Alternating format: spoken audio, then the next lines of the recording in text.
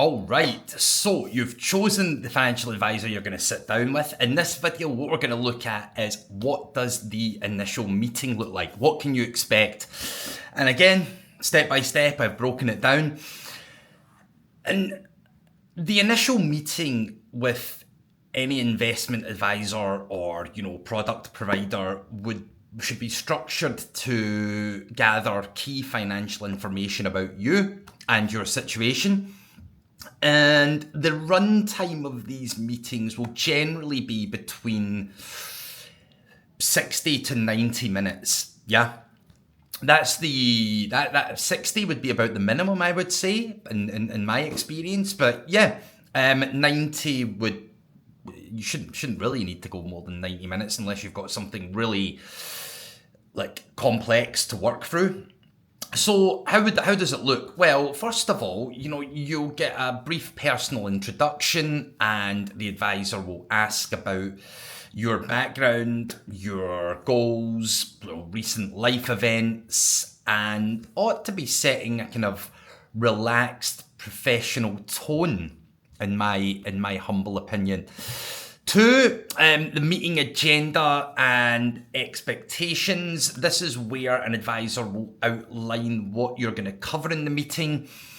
Again, that would be focusing on what are your objectives, an overview of the process, the company's process that is, and high-level analysis of your financial situation. That would be things like, your job, what do you do, kind of things like that, yeah? And that should be able to help them ascertain the next steps if you guys both feel like it's a good fit, yeah? And then that will bring it on to the discovery and goal setting, which normally takes around 20 to 30 minutes, I would say. And that's where you're going to get asked a lot of open-ended and specific questions across key areas of your life. That would be like personal information, your age, your family, occupation, lifestyle, also again, I don't want to keep hammering on about goals and objectives, but what it is you're looking to achieve: retirement, property, children's education, early financial freedom. And then it would come to your current assets and liabilities. Like, do you have property? Do you have savings? Do you have investments? Do you have any debts that you need to clear before you even think about any of those things? These are all really important things to cover. Then your income and expenditure. That's where I feel advisors can be really useful, and it can also be extremely useful for yourself because it can help you work out if there are areas in your life that you're maybe overspending, and there are things that you can do about that. So yeah, income and expenditures. And then onto your risk tolerance. Now, normally with risk tolerance, what you'll do is you will fill out an assessment that will give the company or the advisor a profile of what your level of risk tolerance is, and also kind of give them a bit more insight into your psyche around investing. And then they should cover values and preferences. So that would be ethical investing, the desire for active or passive management.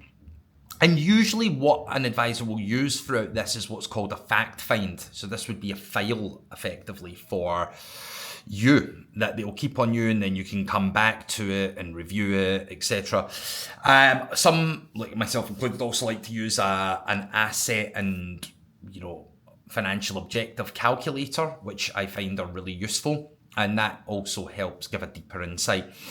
Then the advisor will, there's different ways people can move around this stuff. They will talk about what they do, how they do it, their background, their value proposition, and that would be, what are their credentials, their experience, what's their typical client, what's their kind of minimum investment value. It'll also they ought to explain the company's philosophy and whether it's holistic planning, tax efficiency, low fee structures. And again, you've got your list from the previous video that you can refer back to, so you are armed with the questions you know you need to ask. And then, they'll highlight the process and the tools and the ongoing kind of service model that they provide. Usually they'll share similar cases. Obviously there's client confidentiality, but usually, they'll share people experience they've had with people that are in similar situations to yourself. I think that is quite normal. And then going on to number 5, there will be like an initial observation and guidance. That would be when they reflect on what you have shared with them, and they'll be able to tell you whether what you are looking to achieve is realistic, or are there any red flags. That could be like, you want to retire in 10 years, but you're spending more than you earn each month. That's an extreme example, right? So hopefully that's not the case. And also, they will be able to identify any opportunities that you might not be taking advantage of. That could be like tax inefficiencies, underutilized savings, or, like expenses that aren't necessary, etc., etc. And also, in this area, usually clarify like misconceptions that a lot of people have. In my career, I've sat down with people and they're like, I want to get 20% a year.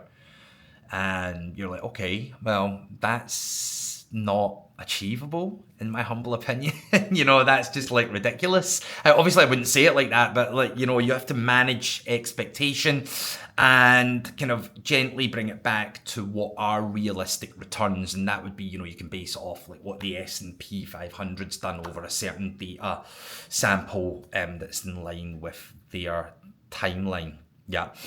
And next, they ought to be talking about the fees, the compliance, and the engagement.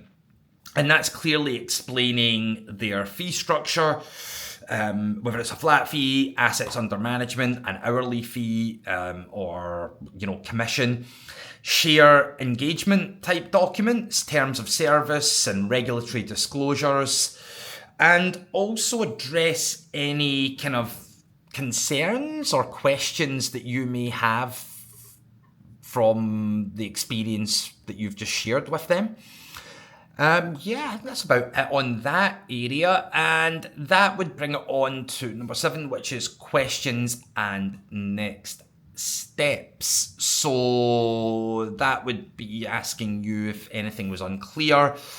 Was there anything that you didn't understand that you would like more clarity on? And then suggest the next steps, whether that would be, creating a report, an in-depth report, or some kind of proposal, or even a deeper planning session if it ran longer than what was anticipated.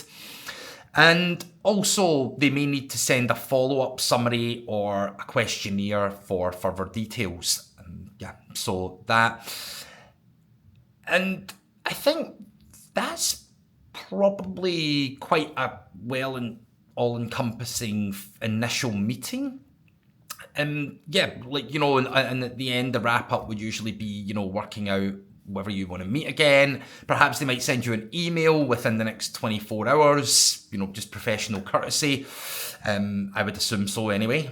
There we go. That is what to expect when you initially meet a financial advisor. If you find this useful, hit the follow, hit the subscribe. You can go back and check the previous video, which had a lot of questions that you can arm yourself with going into this type of meeting. And if there's anything that you'd like to ask us, just drop us an email at info@xmatmoneychat. Tongue twister. So thank you for watching. Much appreciated. Thank you. Bye-bye.